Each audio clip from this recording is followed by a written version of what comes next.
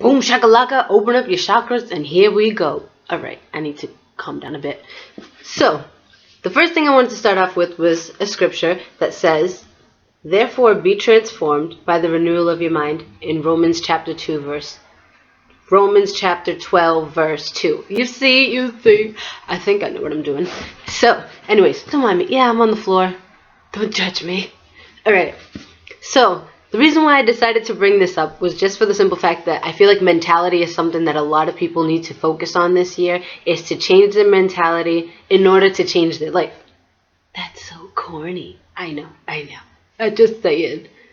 But the reason why I decided to bring up this chapter was because it's something that I've been trying to work on. Because I feel like my mentality was based on other people's opinions of me. And my mentality was based on, oh, I have to have this done so I can compare it to somebody else.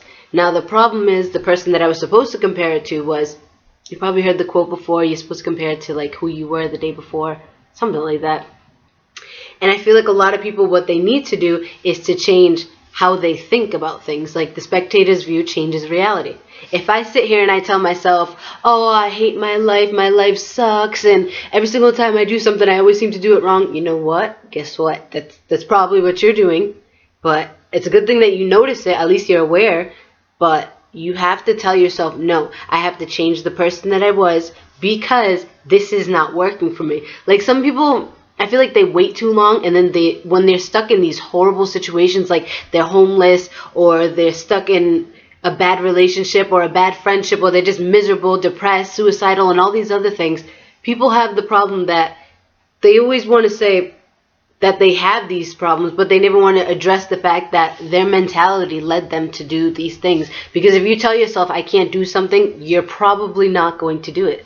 So what you need to do is actually just either you pray about it, or you meditate, or you do yoga, like boom shakalaka, open up your chakras, here we go. I just did that, but it didn't work, so I did it again. Anyways, but yeah, I feel like prayer, obviously it does work, and God will help you out, and God will open doors. But what you need to remember is that if God's going to open a door, you have to yourself step your feet. Like, God's not going to force you into a situation that you're uncomfortable with, or that you're not ready for, that you're not mentally mature enough to do. Because sometimes we say, God, please give me this. God, please shed me some light. Why have you forsaken me? And then God gives you exactly what you want. And then you're just like, God, this is just like too much. Like, I don't understand. Why would you make my life so stressful?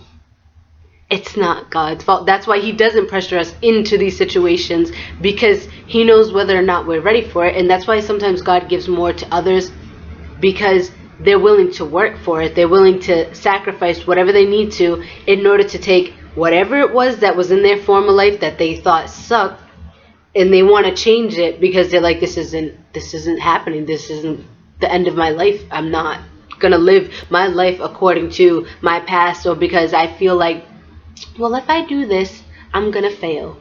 It doesn't matter if you fail. At least you did it, and then you work again to do it again. You don't just say, oh, I did it, cross it off my bucket list. No, you tell yourself, I failed, I'm going to try again, if it's something you're really committed to. Otherwise, why are you even talking about it? Why are you mentioning it?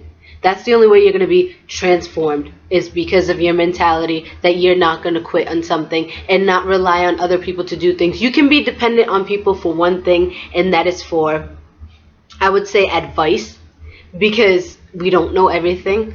And I feel like what we need to do is learn how to take people's advice and to take the constructive criticism and realize, like, you can be very, like, I don't know, prideful. Like, I know I was a very prideful person. Like, what do you mean? What are you trying to say? But you have to remind yourself, how are you going to grow if you can't take advice from somebody? So you mean to tell me someone gives you advice because you're messing up on something, you try to fix it, but you're still miserable about it. You're miserable about it, and then you're like, oh, what, do they always feel this way? Look at them. They try to think they're perfect, always trying to criticize my life. They're doing it because they care about you. I see it as this. There are no critics in life. There are critics in life, but like not really. What I mean by that is that if somebody genuinely didn't care whatever you do in your life, if you're screwing yourself over, they won't even like break a sweat about it. They'll just go continue with their life like, you know what, this is gonna suck for them, but that's not my problem, and move on. But if someone literally takes the time out of their 24 hours, the same 24 hours we all have, to talk to you, just to tell you, listen, you're messing up, you have to fix this, it's because they care about you. Sometimes it's a stranger that talks to you and tells you something and addresses something to you, and you take it better than someone who's actually around you all the time. I don't really seem to understand how that works, but that's exactly how I used to think. Like, I used to be like, God, please give me a sign. And then sometimes, like, my dad or somebody that's close to me would tell me something, and I'm just like, and? What do you mean? But I had to change that mentality and be like, oh, well, God, please, I need a sign from anybody. And God would bring me a stranger, and I'd listen to them. You know what I'm saying? Like, you have to find a balance. Like, stop being so prideful. Push that aside. That's not doing anything for your life. That's one thing that's actually negative to your mindset. Another thing is when you doubt yourself. That's usually from some insecurity. Either people have let you down, you let yourself down, you always mess up at things. But guess what? Every single person that was successful in anything in life had to start from somewhere, and you have to remind yourself about this constantly if you want to be successful in life, if you want to flourish in anything that you do. If you want to prove a point to someone, do it in a way that's mature. Don't do it because like, haha, I told you so. No, do it because it's something that you believe is going to change whatever it is that you're feeling inside, because obviously if it offended you enough for you to change it, it's something strong.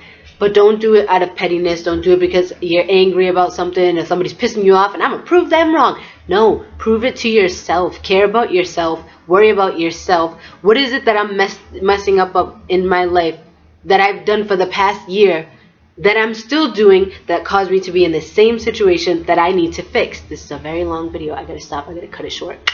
Anyways, change your mindset. Change the person that you were, because otherwise you're going to be stuck in the same scenario with the same New Year's resolutions, with the same problems, with the same friendships that you're just like, I don't think this friend's good for me, but I'm just going to be around them because I need their companionship. Learn to care about yourself and to worry about yourself. Look in the mirror. That is two people. Not really, but you'd be mentally insane if you thought there was two people in the room. Or if you have to make up an imaginary friend, do it, but don't tell your therapist, because otherwise if you get a therapist and you tell them you have an imaginary friend, you are going to be on some very feel-good medication. Anyways, you have to like pretend that you see this person, this imaginary friend or whatever, is a successful person, and it is yourself.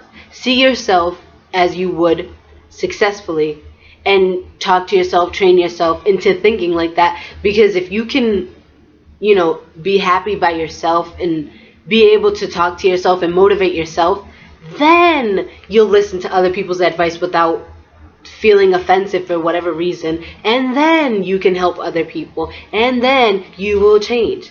So good luck with that. God bless you, and have a good New Year's Eve, New Year's, Hanukkah, whatever it was that you celebrated. God bless you. By the way, if you have New Year's resolutions, don't go on like a spree of telling everybody, my New Year's resolution, I'm going to do this, I'm going to do that. No, no, no. What you are going to do is you're going to write it down. You're going to tell one or two people that you genuinely feel close to, enough that you don't have to feel like they're going to, I don't know, do something crazy. Because, you know, in your mind you have nemesis. That's not a word. But you don't have enemies in life.